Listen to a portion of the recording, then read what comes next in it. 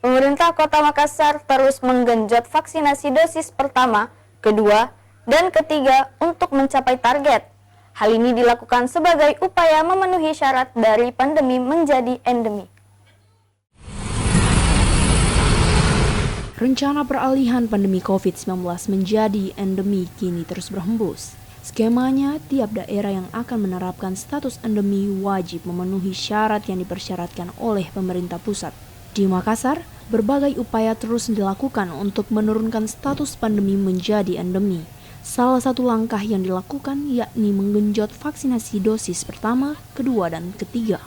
Kepala Dinas Kesehatan Kota Makassar, Nur Saidah Sirajuddin, mengatakan, per tanggal 23 Maret 2022, capaian vaksinasi Kota Makassar dosis pertama sudah 94%. Sementara dosis kedua sudah mencapai 74%, dan untuk vaksin booster atau dosis ketiga baru 9%. Nah, ini kita maksimalkan ya, menghadapi bulan puasa, kita akan mensosialisasi, mengedukasi masyarakat bahwa dengan melakukan vaksinasi itu tidak membatalkan puasa.